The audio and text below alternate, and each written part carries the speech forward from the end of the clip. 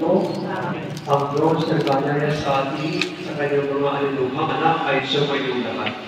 Mga kapatid na mga kalaspas na hawak natin, ay ginagamit natin noong at pagdalin ng matagumpay na lapat ni Jesus sa Jerusalem ng linggo ng pagkasakit ng Panginoon. Noon siya ay ating inawitan ng papuri at inilala ang kahit ginagalinang ng salitong galing. Ang ating pumuli ay tulad ng kasayawaan ng kalaspas na ito sa kanyang pagiging gantiya. Tulad din ito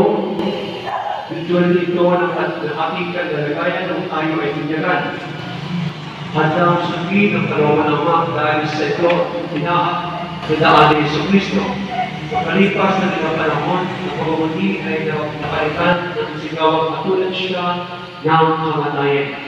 Ang ating gantian ay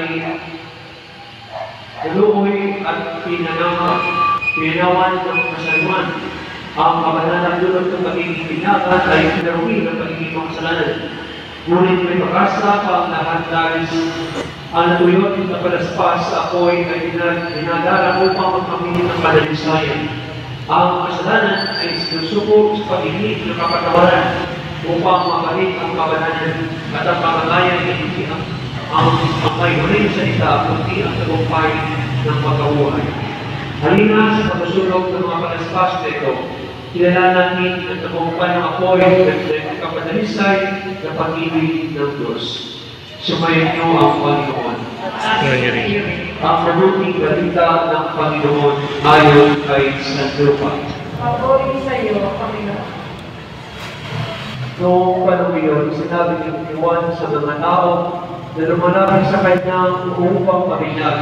Kayong langit ng mga ulupong, sino ang gabala sa iyo upang tumakas sa kapalusang darating?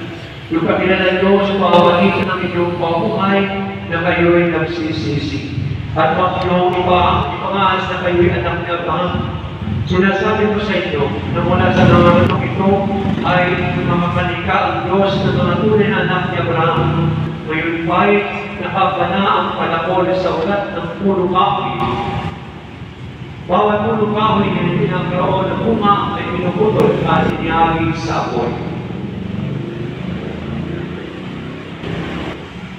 Ang mabuting balita ng Panginoon. Pinupuri ka namin, Panginoon Jesucristo. Nagigay tayo ng isang taon. Pinispasan natin ang palaspas na ito noong linggo ng palaspas o Domingo de Ramos. At pagkatapos ng binabuan at ngayon ay susundin natin na tuloy ng palaspas para gamitin natin ito sa ating mga ulong at noong para ipahanap sa atin na tayong lahat ay galing sa labog at babalik sa labog. Na ang ating inaasahan lagi ay ang Panginoon na tayo ay nagkirigala. Tumusunod ng palaspas. Ngayon, susunugin natin ang mga palaspas. Idalangin natin sa pagdalisa ng mga apoy nito sa mga palaspas ay dalisay din tayong Panginoon at ang mapagbago buhay. Pwede tayong tumunganoon ng mga palaspas. Doon sa kanila. Ito naging po ang palaspas.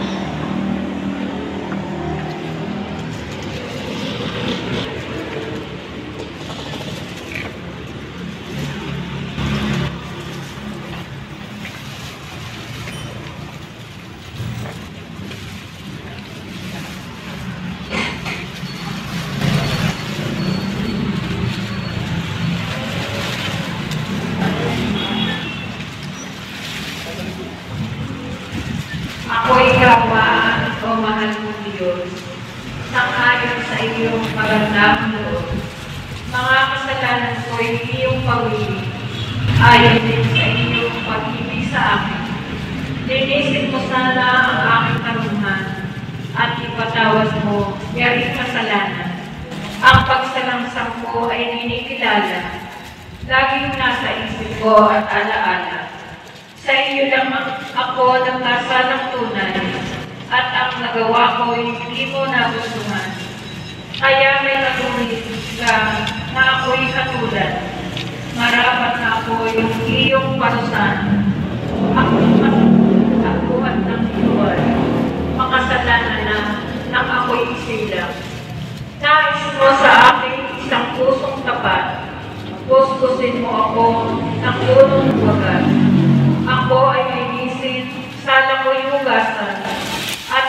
puputi ng walang kapantay.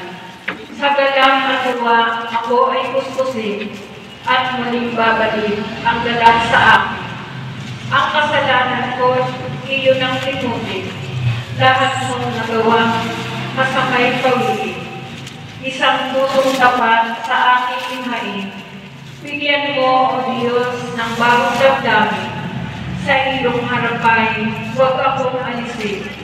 Ang Espiritu mo ang kapaghariin, ang ganap na dulot ng iyong pagliligtas. Ibalik at ako ay gawin mong tapat. Kung magkagayon na aking tuturuan, sa iyo lumapit ang mga kasalanan. Ingatan mo ako, Diyos kong manunubos. Ang pagliligtas mo'y galak kong ibabantog. Turuan mo akong makapagsalita at pupurihin ka sa gitna ng mata. Hindi mo nanais ang mga panghandog sa haing sinubukan.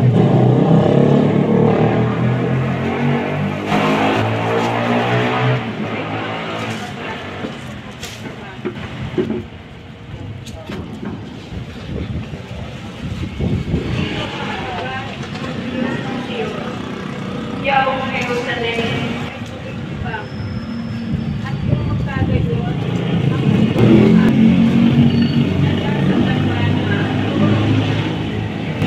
malugod na ito'y iyong tatanggapin.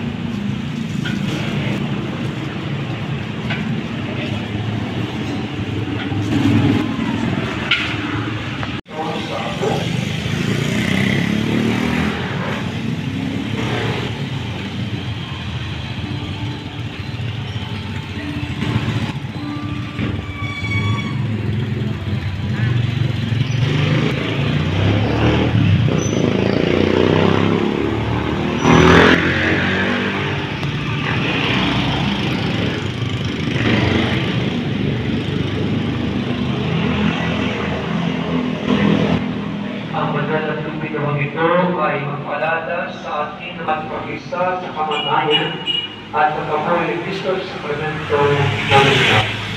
Ang desig ng banal na tubig.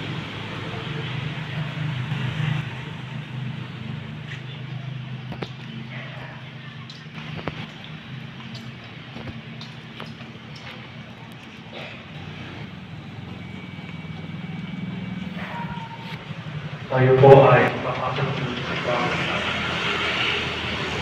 Pagkakasal na tayo sa diriwang banal na isa.